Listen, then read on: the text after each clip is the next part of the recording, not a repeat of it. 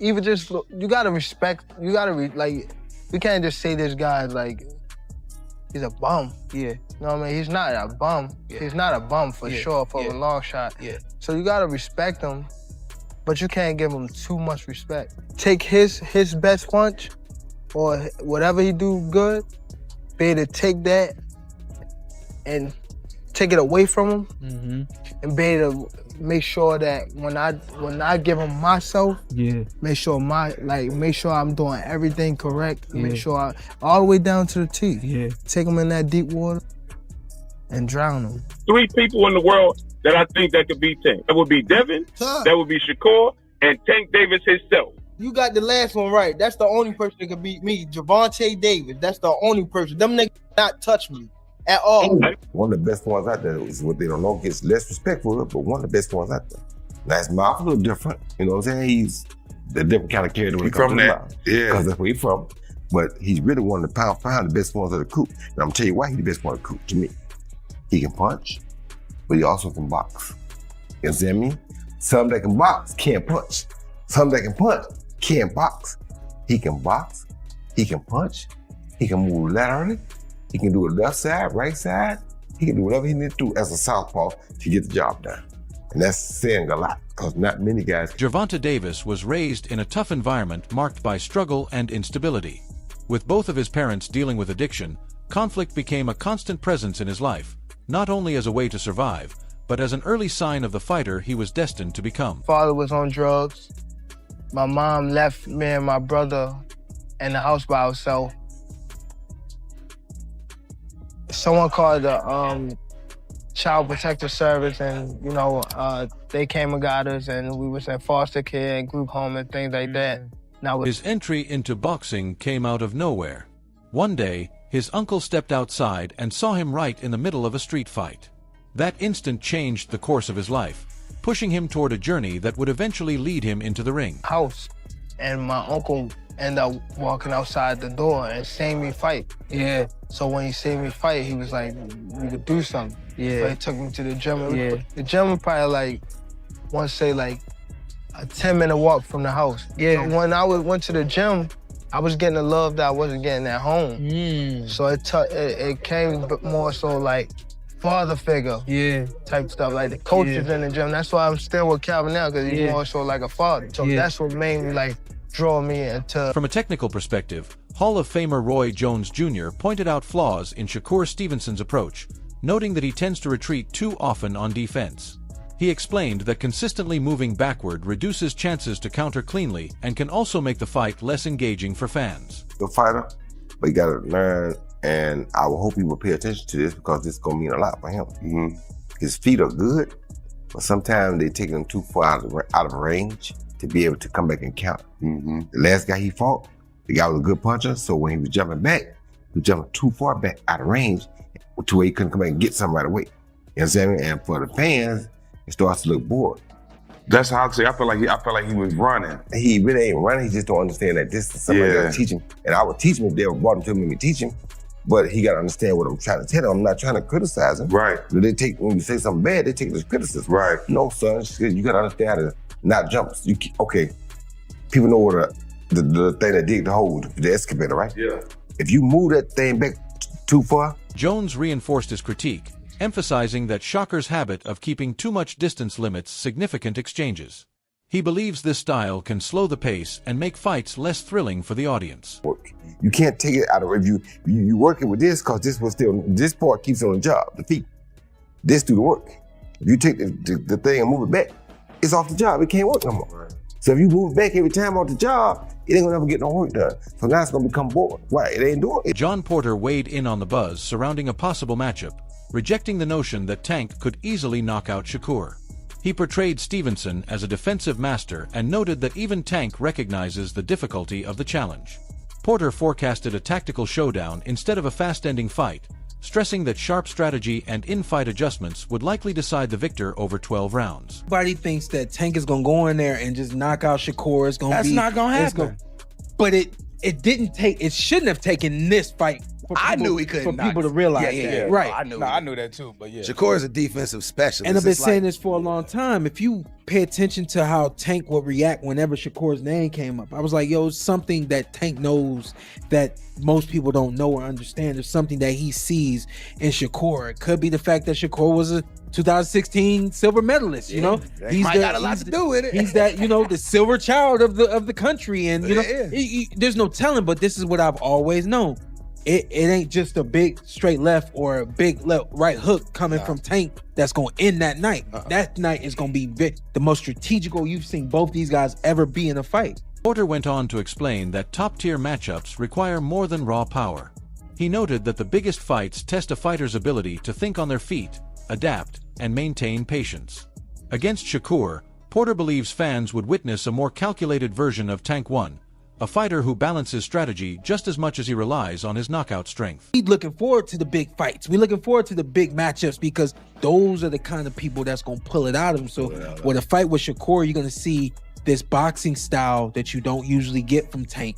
You're going to see IQ. We saw IQ, but to me, it was low IQ because the reason why it was low IQ is because everybody followed the script. And what I mean by that is you see somebody's IQ take place when a fighter makes an adjustment, and now you have to adjust to what that fighter is doing. And that's Terrence Crawford shared why he favors Shakur in this potential matchup, noting that Tank would likely struggle to land clean punches against Shakur's sharp defensive instincts and impeccable timing. Crawford highlighted that while Tank often builds momentum in the later rounds, his slower starts could prove costly when facing a precise and disciplined fighter like Stevenson. I will pick Shakur because I don't believe Tank will be able to land those big shots on Shakur like he does everybody else. Right. Shakur defense is just too tight. And not only Shakur, Keyshawn either. Oh, you don't think Key either? Even right now, I feel like it's a little Key nice though, but it might be a little early for Key right now. Listen, Tank get hits a lot. Tank, in my eyes, Tank is always losing until he's not. Yeah, a lot of times, yeah. If you watch those fights, well, at least in the early rounds, middle rounds he start coming up. But I see what you're saying. Them early rounds, yeah. Let Keyshawn start hitting them like everybody else hitting them. Let him start hitting them with everybody else, like everybody else hit. Yeah. Man, he gonna clean him. Shakur confidently analyzed the potential matchup, recognizing Tank's formidable knockout power but questioning how effective it would be against him. He stressed that power only counts if it lands, and he believes his defense, positioning, and ring intelligence would stop that from happening. For Shakur, the decisive factor is his ability to control the fight and neutralize everything Tank attempts to bring to the ring. Boxing, and he get a lot of knockouts that people kind of making it like, if you ain't doing what Tank doing, then they gonna say it's boring. Do you feel like it's because of how his style is that they kind of putting that on you, like wanting you to do that? People is blessed with different ability. He's blessed with a God-given ability that he crack you 9 times out of 10, you gonna go down. That's his ability. Yeah. I'm blessed with God-given eyes. A lot of people don't understand how good my eyes is. I can see really good. Like punches coming my way, I know how to get away from them at any given time. Our abilities are just different, so they probably are judging me from a scale of him, but at the end of the day, he's a great fighter. Shakur also disclosed that, despite all the public hype, no official contract for the fight had been offered. While Tank kept pushing for the matchup in the media, Stevenson stated that there was no real progress behind the scenes, casting doubt on whether the fight was genuinely in motion. Said on Twitter that he sent Shakur a contract and went elsewhere. On my life, Tank a liar. If he just said that nigga's a liar. He need to stop lying. Okay. Yo, no cap. If he sent me a contract, tell him post that contract. Post the contract he sent me. That's what I want to see. And I want to see that. Don't make up no fake contract. Don't post the contract you sent me. I would love to see it. Damn, okay. And show me you sent it to me. To the email, to make sure. Roy Jones Jr. weighed in on the much-anticipated fight, saying the timing couldn't be more perfect. He stressed that fans are eager to see elite fighters go head-to-head, and while the exact timing isn't crucial, what truly matters is that the matchup happens, giving the best a chance to prove themselves in the ring. It's been a rumored fight for quite some time now. We have Shakur going up against Kid Austin in about a week. Yep. You know, with a win over Kid Austin, you know, do you think that would be for a great time for a fight against Tank Davis? It'll be a great time for a fight against Tank Davis right now. So even before that, so the boxing world want to see the best fight best. Because right now it's a great time for the Tank Davis fight. After that fight, it'll be a great time for the Tank Davis fight. Doesn't matter when. That's always a great fight. So I gotta go now. I got my fight away. How do you think we get that fight, Roy? Forget that. Who do you think wins? Who do you think wins? Who do you think wins? It's a good fight, man. It's a hard call. I love both fighters. I won't say either one of them because both of them are great. I like both of them. I admire what both of them have done. And I just want to see them fight. You know, so the world see who wins. I don't want to call it.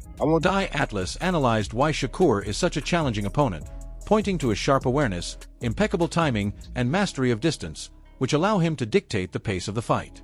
At the same time, Atlas acknowledged Tank as a rare threat, noting that his explosive power and skill could break Shakur's rhythm in ways few others can. Difficult because of his style, because of his abilities, because of his eyes, because of his, his legs, that his hand speed, the way that he controls range.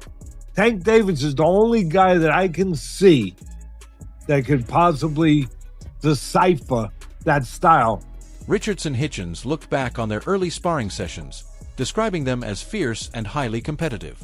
He remembered instances where Tank landed solid punches, yet Shakur absorbed them effectively, forcing adjustments in the following rounds. Gradually, these sessions evolved into a sophisticated tactical exchange, with neither fighter gaining a definitive advantage. With a good shot, boom. He didn't hurt Shakur or nothing, but it was like, you could tell, like, if it was 8-ounce gloves, we don't know how Shakur would have reacted. It was like, because I remember him sparring Shakur, he caught Shakur with like a clean shot, boom.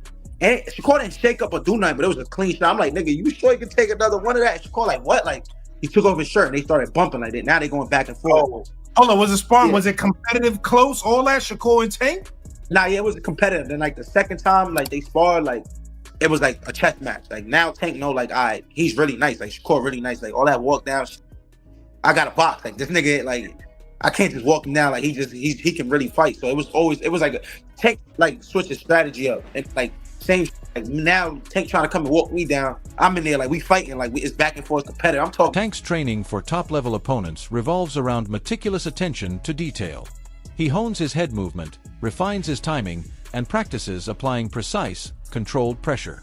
This method enables him to methodically wear down opponents, a strategy especially crucial for a tactical showdown against someone like Shakur. You got great man doing, got great feet. Right there, you got make one hit the sky. He's going in there, put in front of us. Now we have on the ring earlier. You say that what was that? Perhaps they're coming at you 8-5. Well, I don't think.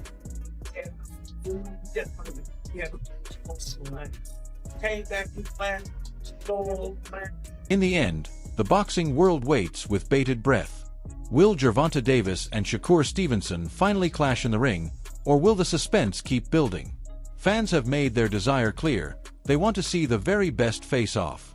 When this fight eventually happens, it won't be just another bout.